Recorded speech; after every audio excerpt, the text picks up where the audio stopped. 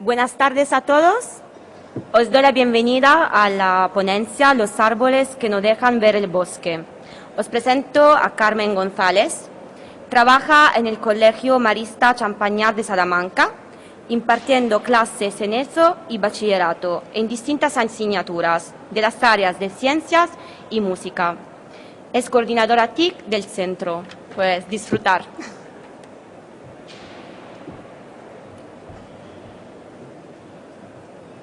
Bueno, ¿no se oye? Sí. Buenas tardes y gracias a los que habéis aguantado hasta estas horas, después de 2 días ya en algunos casos de escuchar hablar mucho. Precisamente por eso, porque lleváis 2 días oyendo hablar de cosas similares, porque yo creo que lo que nos inquieta a todos y lo que nos preocupa a todos los que estamos motivados por lo mismo, pues viene a ser lo mismo. Pues a lo mejor hay muchas cosas que ya las habéis oído o que se puedan repetir. Yo he titulado la ponencia Los árboles que no nos dejan ver el bosque, intentando que sirva como reflexión, o por lo menos a mí me ha servido como una reflexión personal de mi relación con el proceso de cambio, con la inquietud que me hace pensar que hace falta un cambio en la educación y que sé que comparto con muchos de los que participáis en este encuentro, como en otros a los que he asistido. Y en determinados momentos, algunas de las cosas que favorecen ese cambio se han empezado a convertir, o yo he identificado que se pueden llegar a convertir en un obstáculo para conseguirlo. Entonces, bueno, pues a ver si... Es que me han dicho que se oye mejor con este micrófono, pero yo no sé si voy a poder. Para ver cuáles son esos árboles, lo primero que os propongo o que me propuse fue mirar a ver qué es lo que veo. Y cuando veo mi bosque es la escuela que yo quiero, la veo detrás de un montón de árboles, algunos muy bonitos y otros no tanto, que en unos casos me dan sombra y me hacen el camino muy gris, y en otros casos me deslumbran tanto, son tan hermosos, tan bonitos, que me hacen perder, me quedo extasiada mirándolos y me hacen perder el camino también, ¿no? En cualquier caso, esos son los árboles que no me dejan ver el bosque. En un intento, ya digo, en el fondo es un ejercicio de reflexión, porque yo creo que cualquier cosa que nos preocupe, solo podemos empezar a ponerle remedio si las identificamos, si las reconocemos. Pues yo he intentado poner nombre a esos obstáculos o a esas maravillas que me deslumbran y que no me permiten vislumbrar a dónde quiero llegar. Y lo he clasificado, el tamaño de la letra va un poco en función también de la importancia que tiene para mí.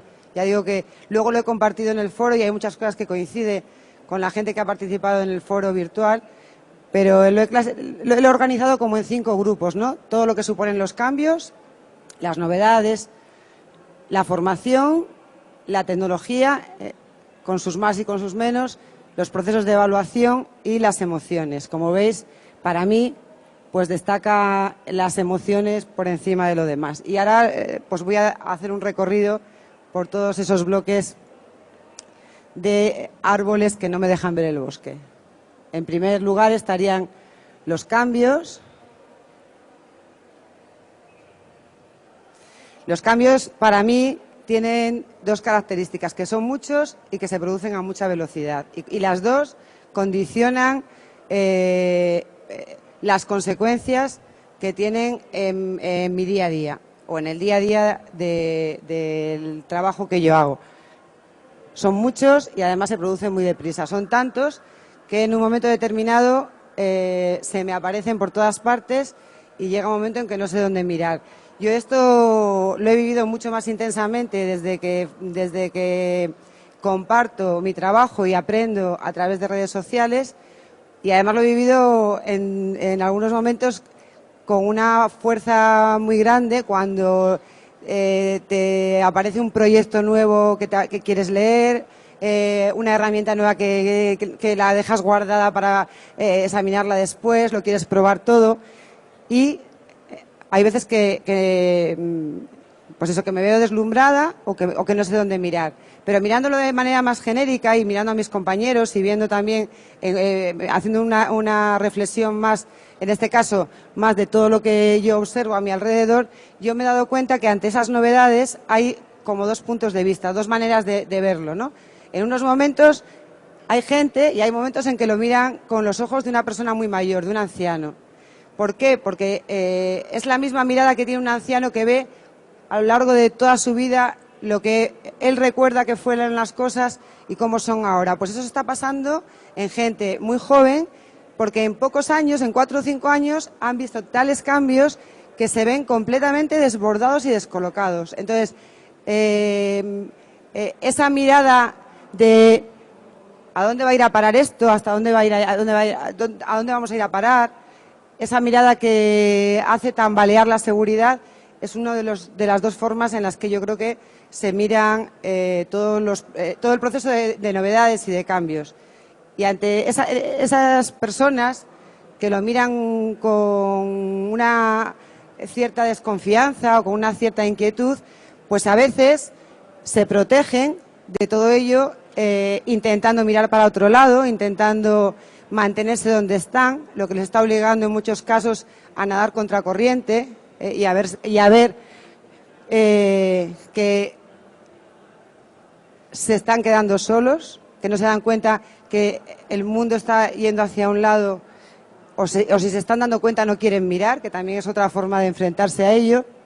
Y además tampoco se están dando cuenta que el riesgo que corren con ello es que se queden fuera, el que se queden fuera del bosque y que lo empiecen a ver como algo extraño, en el que se les dé cada vez sea más grande, sea un bosque cada vez más espeso, más denso y cada vez les dé más miedo entrar en él. Y este es una manera de sentir todo esto que es muy habitual. Yo hablo mucho con compañeros y aparte de encontrarme con gente que, bueno, pues que es reacia a cualquier cosa, no solo a los cambios, hay otros muchos que lo están viviendo así, que lo están viviendo como un estar descolocados ante esta velocidad y ante tantas novedades y no saber exactamente qué hacer para mantener al menos intacta su seguridad, la seguridad de las cosas que les aferran. Otros, en vez de nadar contra corrientes, se empeñan en decir, bueno, pues voy a superar esos prejuicios, voy a intentar antes de juzgar conocer, pero se encuentran con muchísimas dificultades en todos los sentidos. Por lo tanto, en unos y en otros casos no dejan de ser árboles que nos ocultan o árboles que nos bloquean, que nos impiden avanzar.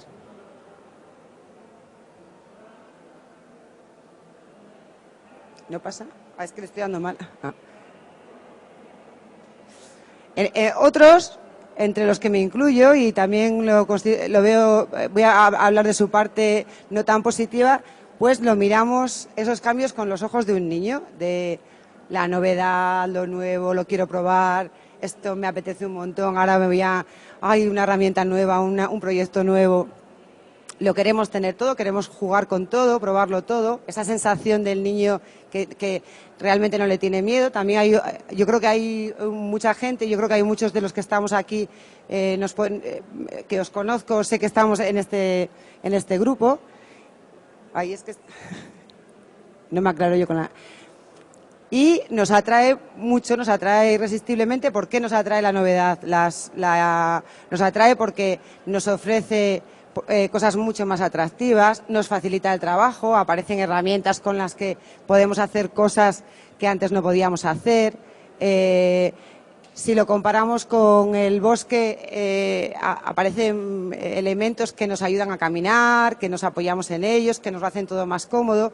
Y el riesgo, y yo ya digo que esto es fruto de una reflexión personal, por lo tanto no es nada acusador, es algo que a mí me pasa, es que tanta novedad y tanta atracción pues se acabe convirtiendo en un barullo de cosas a las que no tienes organizadas, en un innovar por innovar y acabar haciendo algo todavía más, el zapato que ya se convierte en imposible para poder avanzar, ¿no? Entonces, pues como todo, al final imagináis que las conclusiones están en que hay que llegar a un equilibrio, ¿no?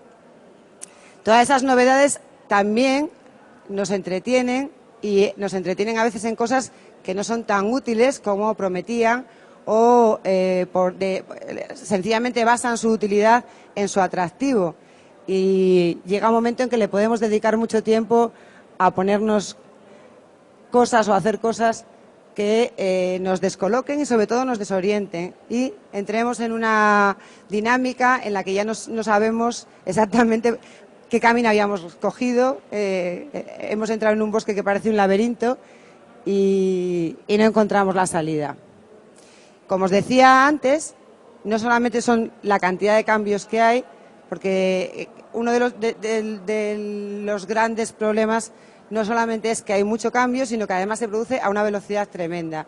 Si imaginamos que hasta hace muy poco, digo hasta hace muy poco, no estoy hablando de hace años que iban en carro, viajábamos en un tren, durante muchos años en el terreno de la educación se avanzaba yendo en un tren, de repente nos hemos metido en una montaña rusa. Y esta montaña rusa, pues a unos ese riesgo les atrae y les emociona. Esa sensación que produce el poder ir a más velocidad y además no saber exactamente cuándo viene la curva y cuándo vuelves a subir, nos emociona. Pero por lo mismo, si hacemos la similitud con la montaña rusa, a otros les aterroriza. Y esto lo digo consciente de que a veces no nos damos cuenta de esto. Hay gente que le aterroriza el cambio, está aterrorizado con aterrorizar en el sentido de que se le rompen todos los esquemas, que no es nadie que se sienta incapaz de hacer cosas, pero sí incapaz de enfrentarse a cómo se están presentando las cosas ahora, ¿no? Y tendremos que entenderlo. Algo que también me tiene a mí dándole muchas vueltas, porque a veces no sé si entendemos muy bien al compañero que le está costando esto, que le está dando miedo. Hay veces que lo tenemos que entender, porque si no se van a quedar fuera y a nosotros no nos interesa que se queden fuera. Esas personas que les aterroriza, que viajan en la montaña rusa con miedo, en el fondo sienten todo este cambio como un precipicio al que además le estamos empujando a saltar. Y tienen mucho vértigo. Yo, algunas veces que trabajo con profesores, en cursos de formación de profesores, yo les digo, si lo que vosotros veis como un precipicio yo os pudiese convencer de que es una línea que solamente hay que dar un paso y pasar, si yo fuese capaz de eso, creo que hubiésemos empezado a cambiar y hubiese empezado el principio de una nueva forma de trabajar. Pero realmente lo perciben así, y además lo perciben como algo que te da mucho miedo y algo a lo que te quieren empujar a saltar. Por eso mi propuesta, que no es mía y que seguro que todos compartís, es el que hagamos algo para acompañarles en ese salto en vez de darles un empujón, ¿no? Sería ver qué podemos hacer. Las respuestas es lo más difícil. El hacer algo es fácil plantearlo, y a lo mejor lo más difícil es encontrar justo la respuesta. De los bloques que os decía al principio, el segundo para mí sería la formación. Aparecen muchas novedades, muchos cambios, a unos nos da más miedo, a otros nos gusta, pero en cualquier caso hay una cosa que se repite y que se presenta tanto en los que son más favorables como en los que no lo son, que es la demanda de formación para poder afrontar esto. Echamos en falta, en muchos casos, un proceso de formación coherente. Y yo, cuando pienso en esto, a mí sí que me crecen aquí muchos árboles, y los he planteado en forma de interrogantes. No sé si algunos os vais a identificar con algunas de las cosas que os presento aquí. En primer lugar, ¿cuándo hacer esa formación? Yo no sé si siempre se eligen el momento más adecuado y le damos el tiempo suficiente para que se haga con el suficiente reposo, ¿no? Yo me he encontrado con cursos de formación condensados en muy pocos días, que en épocas de evaluaciones o a principio de curso cuando se está programando, o en tardes después de un día entero de trabajo, Yo no sé si hay una conciencia de que un proceso como este necesita tiempo, y necesita tiempo para asimilar, tiempo para practicar, tiempo para entender lo que se está proponiendo, que no es fácil. El cómo se hace la formación, por obligación, con las mismas metodologías de siempre, y por obligación entiendo cuando tú te encuentras con cursos de formación a los que se asiste exclusivamente para conseguir unos créditos que necesito para algo, o por imposición de determinadas instituciones que obligan a formarse en determinados temas, o que sencillamente entre la oferta está la formación para la escuela 2.0 o cosas así, ¿no? Yo cuando tienes un grupo de profesores, siempre me pregunto cuántos de verdad están recibiendo esa formación porque he elegido libremente, porque me hace falta y porque quiero precisamente recibirla. Y las metodologías, es muy difícil cambiarlas, pero seguimos dando formación en la que alguien que sabe mucho le explica a otros, aunque les estemos hablando de metodologías nuevas, aunque les estemos dando formación metodológica nueva. Seguimos haciéndolo en muchos casos, y ya digo que hablo en primera persona, de la misma forma que queremos que nosotros queremos evitar, ¿no? A lo mejor no es tan fácil o no es tan fácil cambiar todo este esquema, pero a lo mejor estamos haciendo eso. Estamos empujando a saltar al vacío a aquellos que tenían vértigo por saltar. Cuando damos formación, ¿qué mensaje estamos transmitiendo? Cuando viene un experto a darnos un curso, ¿cómo lo percibe el profesorado? ¿Cómo lo perciben las personas? ¿Escuchan, mira lo que puedes hacer con esto? ¿O escuchan, mira lo que no sabes hacer? Mira otra cosa más que tú no sabes hacer, que les genera el ponerse a la defensiva y defender. No, si yo tengo que defenderme, que yo también lo sé hacer, aunque no utilice esta herramienta, aunque no utilice esta metodología. Yo, cuando las respuestas que te dan o el posicionamiento que se tiene en muchos casos ante la formación es porque la lectura que hacen, y por algo no estamos haciendo bien, porque la lectura que están haciendo es mira lo que no haces y ya es hora de que empieces a hacer. Y eso significa presión. ¿Qué es lo que enseñamos? ¿Qué estamos enseñando? Está previsto, está organizado, está programado. Son cosas muy bonitas que al final son inútiles. Enseñamos a encender cerillas con uñas muy largas cuando no tenemos las uñas muy largas o no tenemos que encender cerillas. La programación y los planes de formación en muchos casos que yo conozco por lo menos, no están organizados con un plan bien marcado, con una línea y un objetivo bien definido. Cogemos cosas salpicadas, ahora aquí y ahora allá, que nos gustan o que nos parecen atractivas, y a veces estamos aprendiendo cosas, pues eso, muy curiosas, que sabemos hacer cosas muy curiosas, pero que son muy inútiles. Otro apartado, para mí también, dentro de la formación, o otra cuestión, o otro árbol que crece en forma de preguntas, es a quién estamos formando. Porque todo se centra en formación de profesores, o la mayor parte de la formación, cuando hablamos de la formación para el cambio, de tener una nueva escuela que necesita un proceso formativo detrás, estamos pensando siempre en la formación del profesorado. Por una parte es un profesorado que a veces muy motivado, sale muy motivado de un curso y luego tiene que desarrollar su trabajo en un entorno en el que nada le permite cambiar. No le van a permitir el poner en marcha todo eso que ha aprendido. Pero por otra parte yo me pregunto, ¿pero es que son los profesores los únicos que necesitan formación?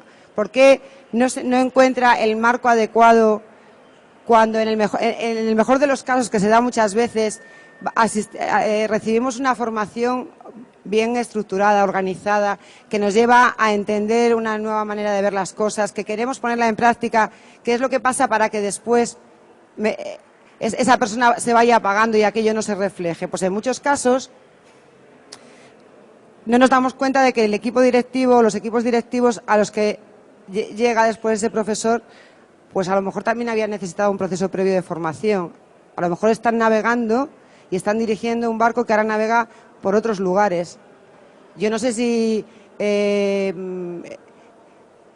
no tendría que ser un requisito o un objetivo conseguir equipos directivos bien formados, mentalizados y convencidos de cómo debe de ser una escuela diferente, con una metodología diferente, adaptada al mundo en el que nos movemos hoy. A lo mejor aquí también tendríamos que desarrollar un plan de formación intenso e interesante. ¿Los padres están preparados para asumir que en el colegio les vamos a dar otra metodología? Yo tengo profesores que me dicen, vale, ahora yo hago esto, pero ¿qué pasa cuando el padre me diga, vaya, una semanita que os habéis pasado jugando con el ordenador? Si no llevan deberes a casa y no llevan las cuentas para hacer, si no llevan lo que tienen que estudiar, ¿cómo voy a luchar yo contra la imagen que estoy dando a los padres cuando lo único que entienden es que si el niño no está estudiando, está jugando? Yo creo que los padres, yo estoy convencida de que con los padres, y además estoy convencida de que con los padres, teniendo en cuenta que muchos de los que estamos aquí seguramente que somos padres, tenemos mucho trabajo que hacer ahí. Fijaros, yo siempre digo que en un momento dado los padres se mentalizaron de la importancia que tenía aprender inglés para que sus hijos pudiesen llegar a ser alguien. Y ahora son muy exigentes. Exigen que en el colegio ese área, esa faceta, tenga un nivel determinado. Seleccionan colegios en función del nivel de inglés.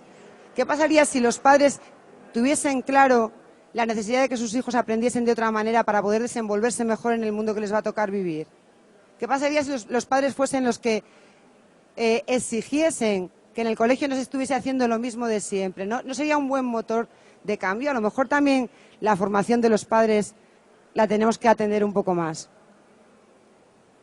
Y por otra parte, las autoridades, y pongo educativas porque no siempre son educativas, por eso lo pongo entre paréntesis, siempre que necesitamos un apoyo y una protección, ¿cuántas personas de las que tienen que tomar decisiones están convencidas y están preparadas para entender el cambio que se necesita? ¿Cuántos equipos que toman decisiones importantes, que están condicionando, tienen a toda su gente y a todas sus personas formadas y preparadas, o por lo menos se les ha abierto los ojos ante lo que puede ser una nueva forma de trabajar?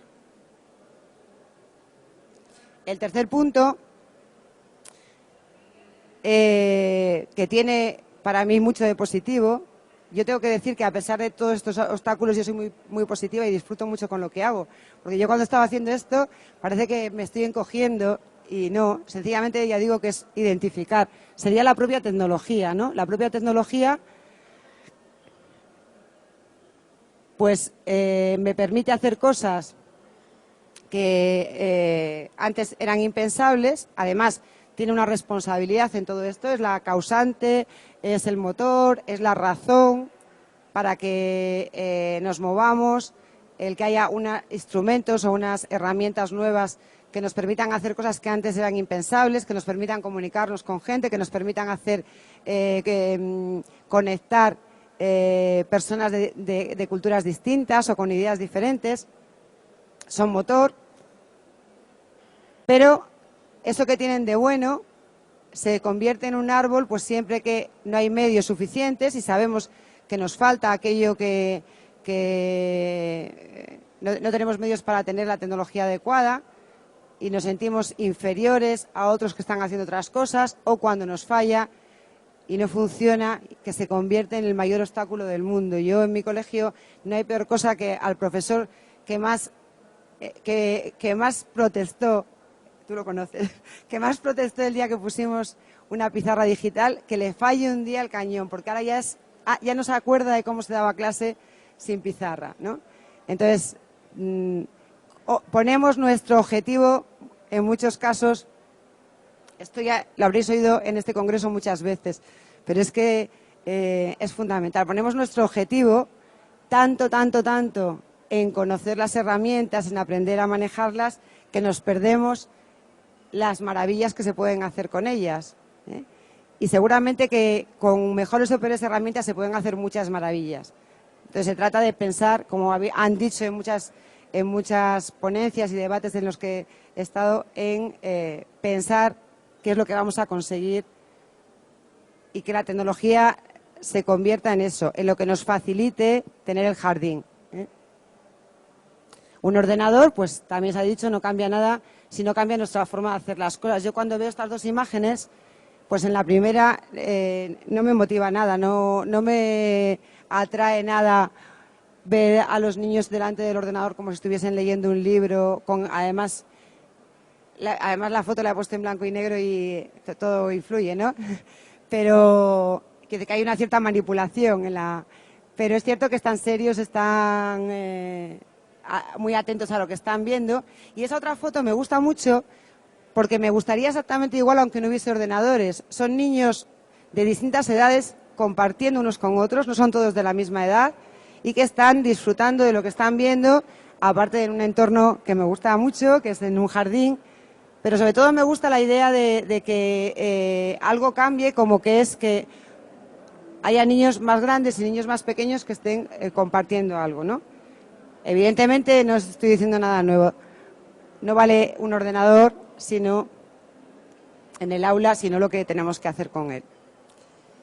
Otro de los apartados a los que me refería al principio era la evaluación, que también es un tema que sé que muy debatido y además me consta que es un obstáculo con el que todos nos encontramos, ¿no? Cómo resolver el tema de la evaluación ante un proceso como este. Yo he puesto además aquí la evaluación en el sentido de que os he puesto unas etiquetas, porque cuando pensamos en evaluación pensamos en etiquetar, por desgracia, ¿no? Pensamos en que hay que etiquetar y eso es lo más difícil del mundo. Etiquetar un jersey es fácil, pero etiquetar a una persona es muy difícil. Lo hacemos con una alegría pasmosa, ¿no? Clasificamos, a unos les ponemos de amarillo, a otros les ponemos de rojo. Seguro que conocéis pero yo cada vez que lo veo no encuentro otro mejor en el que ante distintos animales, pues dice que para hacer una evaluación justa va a medir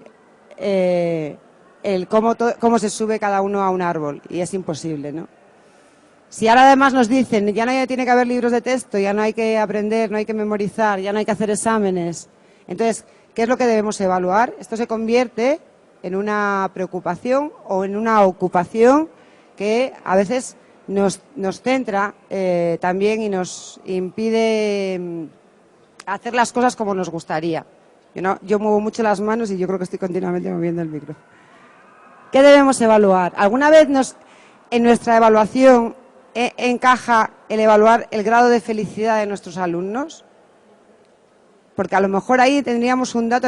Para mí la evaluación no tiene ningún sentido si no sirve para tomar medidas, ¿no? Para reaccionar ante ello. De fruto de una evaluación sacamos una serie de datos que nos permiten modificar o continuar con lo que estamos haciendo. Y en muchos casos, si evaluásemos esto, tendríamos que cambiar radicalmente. Si nuestros alumnos, en esta primera evaluación, ¿qué nota le ponemos en lo felices que han sido aprendiendo?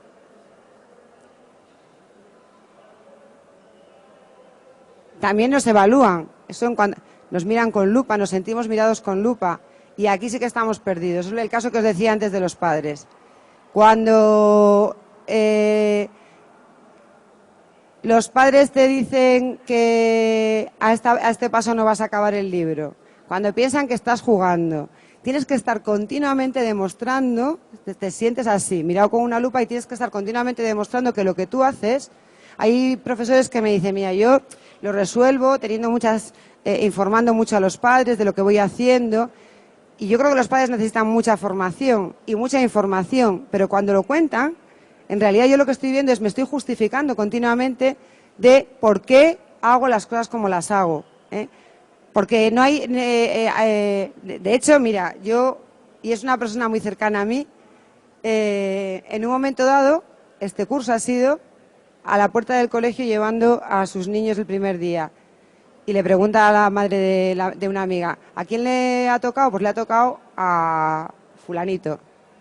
Y dice, vaya, otro innovador, estamos buenos. Me tocó uno hace 2 años y vaya curso detrás de él porque no había manera de que acabase el libro. Entonces, esa sensación la tienen también los profesores.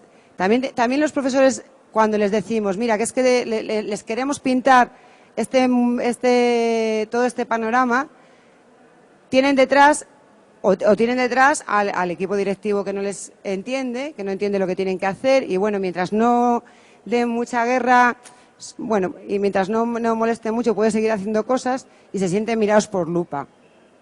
Y a veces nos evalúan en función de los resultados que saquemos. Yo, que soy profesora de segundo de bachillerato, el segundo siempre digo, o sea, hasta segundo todavía puedes hacer maravillas, y en segundo nos metemos a aprender contenidos y al final estamos todos examinados, los profesores y los alumnos. Y el resultado final, vamos directamente a mirar cómo ha quedado nuestra asignatura, y yo creo que vamos más a mirar cómo hemos quedado nosotros, que no cómo ha quedado Juan, o cómo ha quedado María, o cómo ha quedado, sino espera a ver, no sea que me haya estrellado, y ojo que me den un toque con esto. Luego la evaluación, el sentirnos observados, tanto la que hacemos porque no sabemos cómo, la que nos hacen y finalmente la que nos hacemos a nosotros mismos, es un árbol que hay que mirar a ver qué hacemos con él. Porque nosotros tampoco sabemos qué pedirnos y qué exigirnos a nosotros. La inseguridad de hacer algo que no está respaldado y organizado y que estamos convencidos, pero nos genera el que nosotros mismos tampoco sepamos hasta dónde tenemos que llegar a preguntarnos. Y la frase final, que últimamente está muy de moda, es muy importante, ¿no? ¿Somos felices de verdad? Eso nos lo preguntamos. Porque es un trabajo precioso, y si muchos días nos respondemos que no hemos sido felices con lo que hacemos, algo tenemos que hacer en nuestra evaluación personal, algo tendremos que hacer. A alguien le tendremos que pedir alguna cosa. Y finalmente, el que yo ponía las letras de mayor tamaño, el bloque de árboles que engloba todas las emociones, que evidentemente hay muchas de las cosas que pertenecen a todos los bloques anteriores, o realmente influye en cómo se vive la evaluación, en cómo se vive la formación, y lo que pasa en la formación influye en mis emociones, ¿no? Hay emociones, estos son los árboles de las emociones, y hay emociones que yo pongo ahí positivas, un poco entre comillas, positivas en el sentido de que el origen es una emoción hacia arriba, no es de caerse, pero que llevadas al extremo, pues se convierten en obstáculo, ¿no? Y digo, el apasionamiento, la pasión es fundamental. Yo no concibo mi profesión sin pasión, pero el apasionamiento por determinadas cosas, tanto en positivo, es que quiero cambiar todo, quiero arreglarlo todo de repente, quiero cambiar el mundo, se puede convertir después en algo que me obstaculice llegar a conseguirlo, porque me deslumbre, ¿no? Porque no sepa poner las cosas en su sitio, ni sepa hacer el recorrido adecuado para conseguirlo. El fanatismo, que sería una exageración, ¿por qué he puesto esta fotografía? Por lo que tiene, por la agresividad que genera.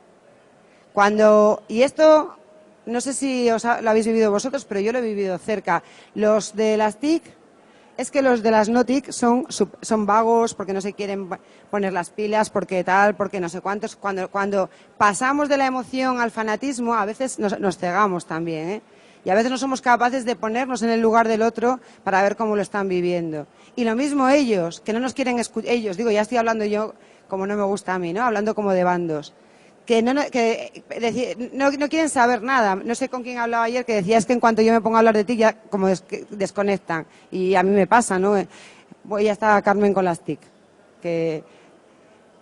Bueno, pues la emoción, la pasión fundamental y necesaria para trabajar en una profesión como la nuestra, se convierte en un árbol es cuando la llevamos al extremo. Y en concreto cuando llegamos a generar pensamientos con una carga agresiva. La euforia también la he puesto como algo que nos ocurre. Ay, lo que he descubierto, lo que tal, voy a hacer. Y luego la caída, ¿no? que viene después de un proceso de euforia. Y a mí me pasa muchísimo. Yo soy de las que desde que descubrí en Twitter la cantidad de cosas que están pasando todos los días que yo no conocía, bueno, yo me engancharía a todas, yo iría dando saltos de una a otra, pero también es cierto que viene después el espérate que esto no puedes, espera que esto falla. Lo mismo que hay una serie de emociones negativas que nos están dificultando mucho el avanzar, como la frustración. A ver, son consecuencia de las anteriores, de las positivas, cuando nos ponemos muy eufóricos y no nos salen las cosas, cuando le ponemos mucha pasión a las cosas y no salen bien, pues habrá que trabajar un poco la tolerancia a la frustración, porque la frustración a veces nos hunde y nos desmoraliza, y esto sí que nos impide crecer, ¿no? La sobrecarga, el agotamiento.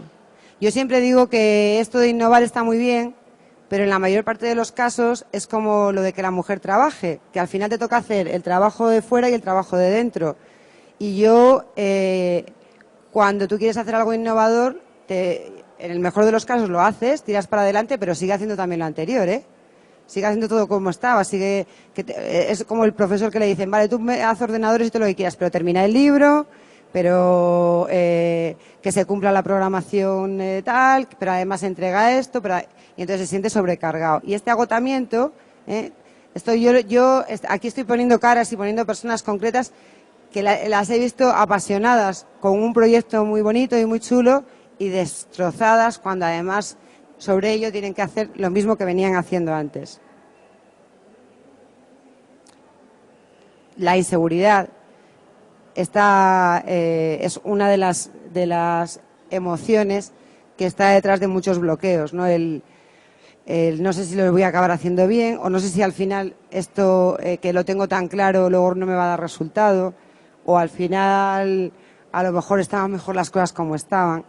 Y todo desemboca, todo en conjunto, que esta es la que pondría yo con mayúsculas, pues en el miedo a no saber, el miedo a no poder, el miedo a no tener, que es el bloqueo más grande con el que yo encuentro el árbol más grande que tengo en mi bosque, se traduce antes o después en miedo. Y ahora os voy a presentar mi bosque, al principio tapado por los árboles que lo ocultan, y después os voy... porque claro, hay otra cuestión, a veces digo, los árboles que no me dejan ver el bosque, pero ¿cuál es el bosque? ¿Cuál es la escuela que queremos? Pues yo he intentado dibujar aquí, casi un dibujo medio infantil, cómo es la escuela que a mí, la que yo quiero. Aparece tapada por todos esos árboles que os he dicho antes, y esta sería la escuela que yo quiero. La escuela que yo quiero, que tiene unos cimientos en amarillo, que estaría sustentada por las herramientas de aprendizaje, por las tecnologías de aprendizaje, por las TIC y las TAC. Sería lo que sustentase la educación, que constituye el cuerpo de mi escuela, donde estaría el conocimiento, el aprendizaje, todo el bagaje que se llevan los alumnos y los profesores a su paso por ahí, porque cuando pasan los niños por ahí aprendemos todos y nos educamos todos, que estaría en el tejado aquello que les va a permitir protegerse. El tejado lo imagino como algo protector, entonces lo que les va a permitir vivir seguros, pues es todo lo que aprendan con relación a autonomía, a valores, a convivencia, a relaciones, todo movido por un corazón muy grande en el que estaría la ilusión, la creatividad, la motivación y la pasión. Y esta escuela estaría oscura y triste si no tuviese el sol, que es el dar el protagonismo a los alumnos. Yo creo que es la que me encantaría. La tengo tapada, ¿eh? Yo todavía no pregunto suficientemente a los alumnos lo que quieren. Pero el otro día, pensando en venir aquí, a mis alumnos de segundo de bachillerato les preguntaba si pudiese... ¿En qué momento? Yo digo, ¿venís al colegio felices? Decían, ¿al colegio? ¿Felices? Y digo, ¿y nunca habéis venido contentos al colegio, así felices? Dice, sí, cuando éramos pequeños. Digo, ¿y en qué momento dejasteis de empezar a serlo? Y me decían, Pues cuando empezaron los exámenes. Dice, bueno, y cuando los profesores dejaron de querernos. Y esa frase me hubiese gustado grabarlo, no lo tenía preparado, luego pensé, mira qué mal, porque había quedado fenomenal, ahora sacar aquí la grabación, ¿no? Digo, ¿cómo que dejar de quereros? Dice, sí, porque de pequeños lo único que les importaba era que estuviésemos bien, que estuviésemos felices. Y ha llegado un momento que lo que les importaba es que aprobásemos. Y entonces ya el venir al colegio era el que tengo un examen, que no tengo un examen, que tengo que estudiar, que tengo que hacer los deberes. Pues a lo mejor el mirar a los alumnos a ver qué es lo que necesitan y qué es lo que quieren aprender. En el encuentro virtual que hemos tenido había una actividad que se llamaba Crea tu collage, en la que la gente que participó pues identificaba sus árboles, escribía y como me han ayudado, porque esta ponencia no la he hecho yo sola, sino que la gente que participó en el foro, pues aquí os dejo el collage. Es que me están avisando del tiempo porque yo tengo tendencia. El collage que hicieron algunas de las personas que participaron. ¿Y qué es lo que pensamos hacer? Pues también os dejo que esta presentación quedará colgada, lo que propusieron muchos de ellos. Explorar el bosque, bordearlo. Lo importante es no quedar separado. Hay que explorarlo, treparlo, abrir caminos, enamorarlo. Todo es cuestión de actitud, ya que estamos en este encuentro. Lo imposible solo tarda un poco más. Pues muchas gracias. Si tenéis alguna pregunta o algún comentario que hacer.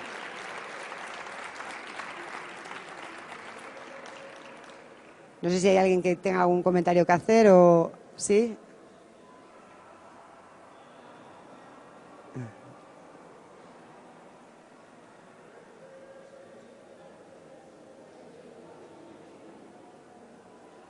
Sí, hola Carmen. Hola.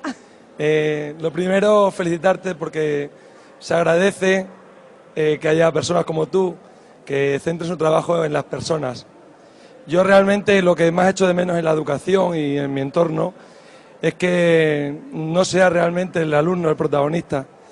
Y con gente como tú, pues yo me ilustro y me gusta mucho lo que dices. Entonces, ¿no crees que realmente la carencia que tenemos en el fracaso escolar, en todos estos problemas que vamos viendo cada uno de nosotros en las clases, es porque nos hemos olvidado un poco de las personas y de pensar de que realmente si tenemos niños felices y maestros felices, conseguiremos muchos más objetivos de los que nos planteamos? ¿Cómo lo ves? Pues efectivamente. Ahora, yo estoy en camino, ¿eh? Yo creo que ese es el camino, pero aquí también tenemos un problema y es que reproducimos modelos. Es muy difícil enseñar de una forma diferente a la que has aprendido, aquella con la que has aprendido, a aquella con la que te han enseñado. Es muy difícil. Los profesores que llegan nuevos al colegio es cuando más inseguros están, cuando salen, y lo primero que hacen es reproducir modelos. Entonces, yo lo que sí que creo es que hay que pensar en las personas, y por eso quiero lanzar también una defensa del profesor al que le señalamos a veces como, mira, que es que estás siempre haciendo lo mismo, ¿no? Hay de todo, pero hay de todo con TIC y sin TIC, ¿no? Entonces, y es verdad que el alumno feliz cambia radicalmente. Cuando estás bien tú y tus alumnos están bien, algo está pasando que es mágico y que yo creo que queda en el bagaje como un auténtico aprendizaje, ¿no? Realmente yo lo descubro cada día, es decir, cuando veo a mis niños felices en clase, es cuando más aprenden, cuando más absorben, cuando más me demandan, y bueno, creo que es una experiencia bonita y que invito a que estas cosas que dice Carmen, pues las llevemos a la práctica, porque al final, aunque aquí hablemos muchas cosas, si luego no las hacemos no sirven. Ahí está. Entonces vamos a empezar por ahí. Muchas gracias. Nada, gracias a ti.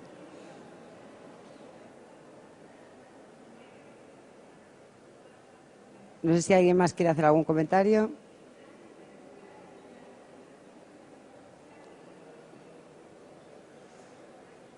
Pues nada, pues muchas gracias a todos. Gracias también a Educarred por invitarme a participar en esto y a vosotros por aguantar hasta el final, que yo sé que ya uno llega a su fin. Estáis muy cansados. Muchas gracias, de verdad. Gracias.